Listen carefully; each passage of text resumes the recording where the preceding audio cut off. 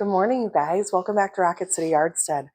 I hope you're all surviving the cold really well. I think most of us in the country are experiencing pretty crazy cold at the moment. So we need warm breakfasts, right? There will be no cereal when the wind chill is 1 degree outside. So I am trying something new for me today. I've shredded up about 4 cups of potatoes and we're gonna make a hash brown crusted quiche. I've seen these before. I've always wanted to make one, but I never have. And frankly, the time was ripe. So we're going to try it. I've got a towel here because we're going to squeeze all the liquid we can out of these potatoes. And I thought I would do it back into my measuring cup because I'm just curious about how much liquid we're going to get out of here.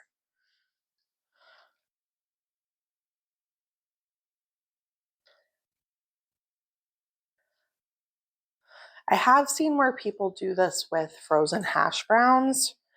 I just wanted a choice in what kind of potatoes I use, so I'm doing it from scratch. But by all means, use the frozen hash browns.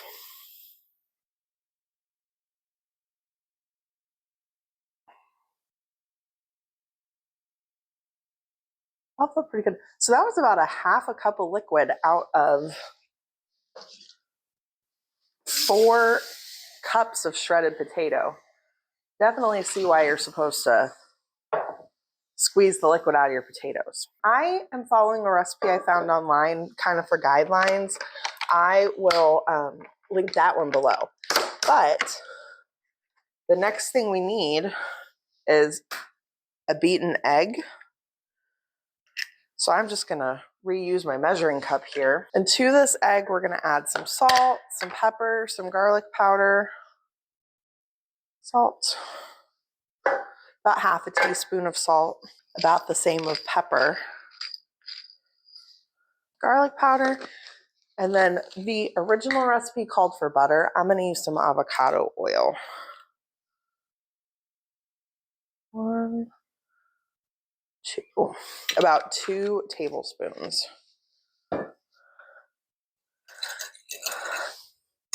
I don't know if you guys can hear it when I talk, but I've had a really hard time kicking the cold that I got the week of Christmas. And so we're trying to not eat dairy at the moment, which is why we're going to use the oil. So, and see if that's going to help cut the stuff that's still bothering me. So now we're going to mix our hash browns all back in with this egg. Maybe I should have put this in a bowl. I think I'm gonna. I was trying to save dishes, you guys, but that does not look like it's gonna work.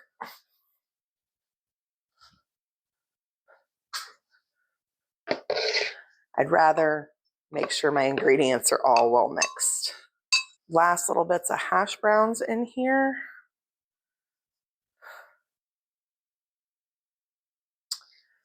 And get this all good and incorporated.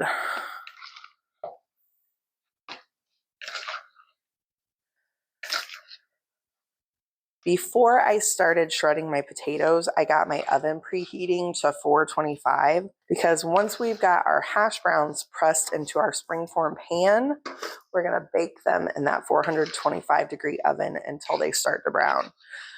So about 20 to 25 minutes. Now that our potato egg mixture is all mixed up, I am going to spray my springform pan here.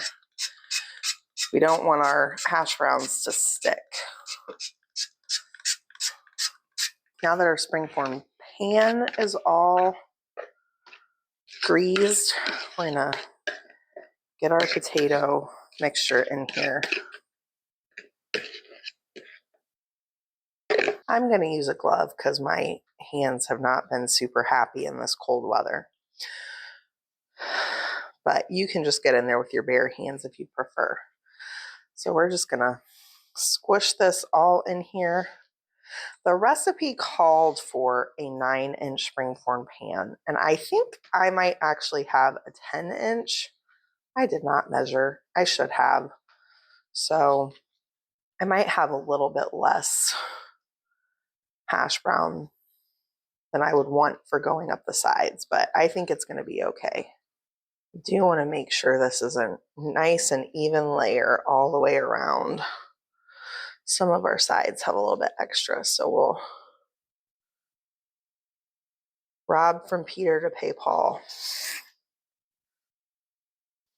All right, so this is ready to go in our oven for 20 to 25 minutes. While the hash browns are cooking, I need to get going on the filling. But first, I'm going to get a simmer pot going on this stove here because as cold as it is, our heater is running just nonstop. And so we want to get some moisture into the air. So I've got some slices of orange here that I'm adding to a nice big pot of water. I also have some apple rings, slices, whatever you want to call them. A couple of cinnamon sticks, a couple of knobs of ginger. I didn't even peel these because we're not going to eat this or anything. We're just going to make the house smell good. And then if some whole cloves. So we're going to make this smell like pie, I guess, sort of, or apple and orange cider. Get that humidity up in our house.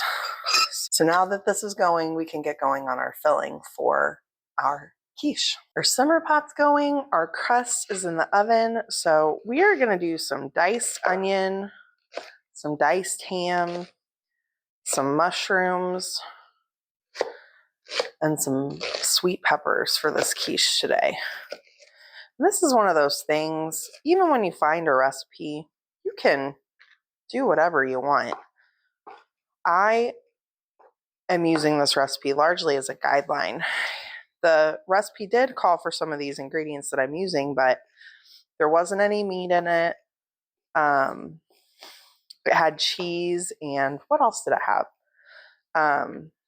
Oh, it had asparagus, which I think would be fantastic in a quiche, but I just don't have any of that. And so I'm using what I have on hand. And it's going to be fantastic, I think. So just use what you've got.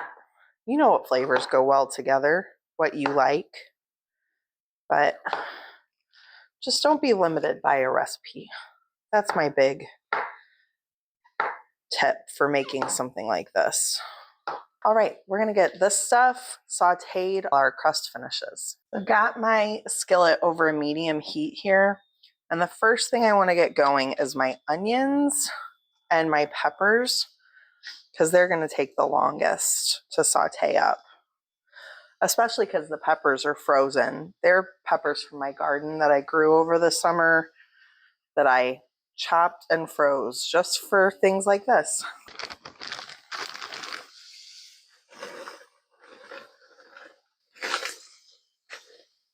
So I have about half a cup each of the peppers and onions, and we're going to add a little bit of salt. That'll help cook any of the liquid off of our veggies.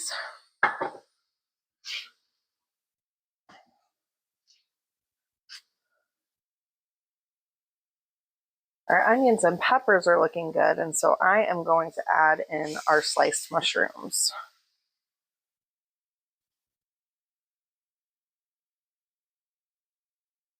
I could maybe have used a bigger pan here. Probably would have been a better choice, but I didn't, so we're going to work with what I've got.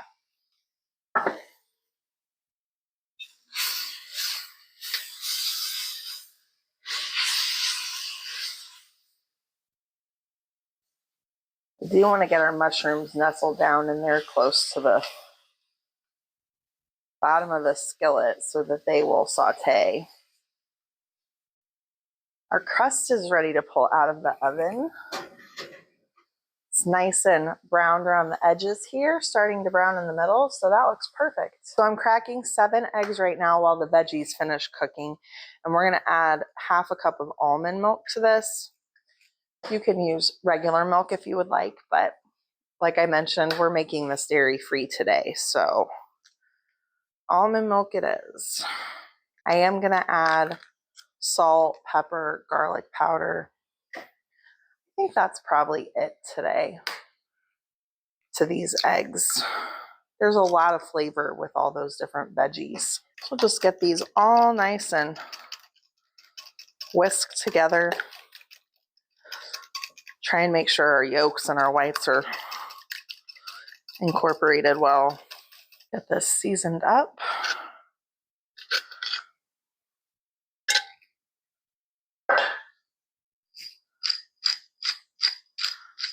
I think if you were eating cheese in this, it would be great with a sharp cheddar, or a Swiss cheese would even be really good with that ham in there.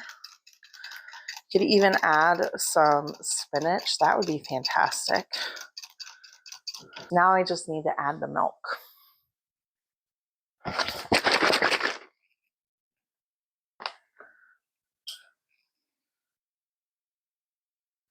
My local grocery stores looked a little bit like when we have a snowstorm coming, and I had a hard time finding unsweetened plain almond milk. It was all gone at the grocery store when I went.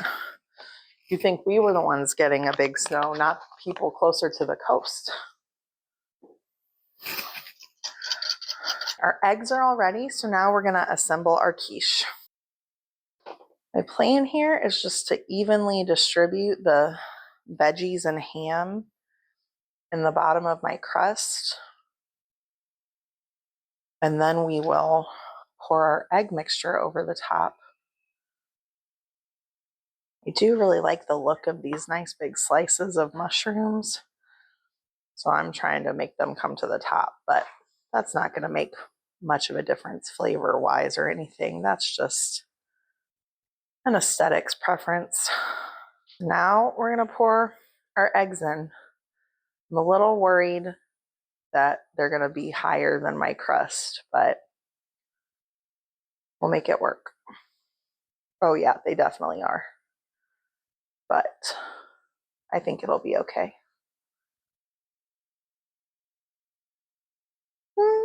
They're pretty close. All right, so this is going to go in our oven for about 40 minutes. We're looking for it to just be set. Our quiche is set, so I'm going to pull this out of the oven and let it cool for about 15 minutes. All right, you guys, we are going to try and unseal this together and see.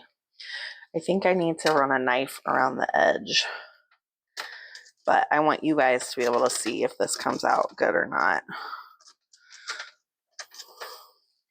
I did spray the edges, so hopefully that helps, but oh, I don't know.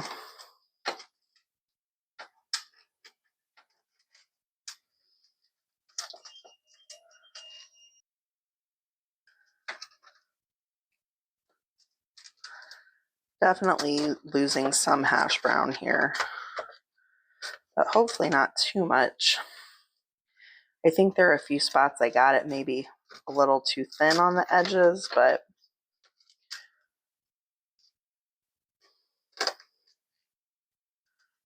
maybe I'll work my way back this way.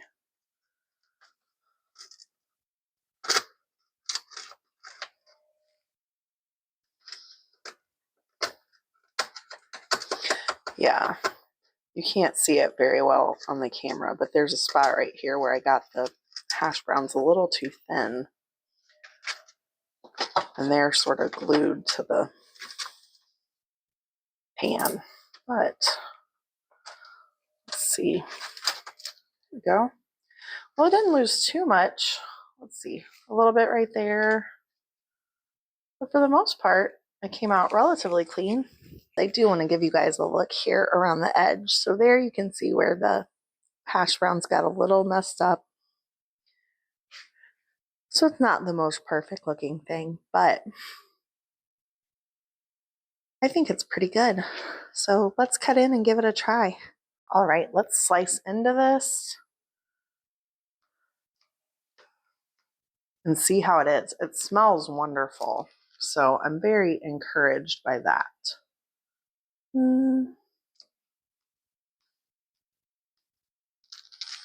and it looks really good. So let's see if we can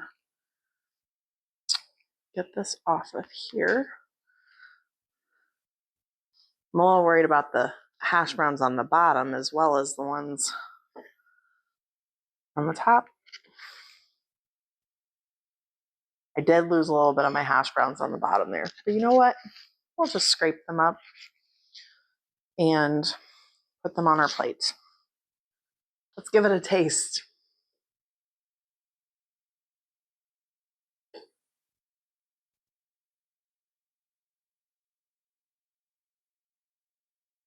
It's really good. It's very much like a traditional quiche, but you get a little bit of that hash brown flavor.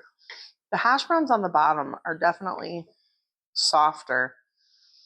Not really sure how you could fix that. I'm thinking about this because the hash browns up here at the edge are quite done. You wouldn't really want them more done, but let's get a bite of the edge.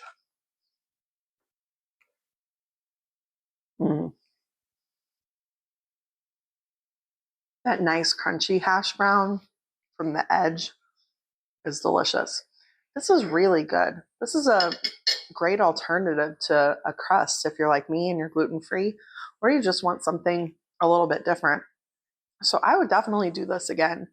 I might try lining my springform pan with parchment paper, like a parchment paper collar inside to keep the hash browns from sticking.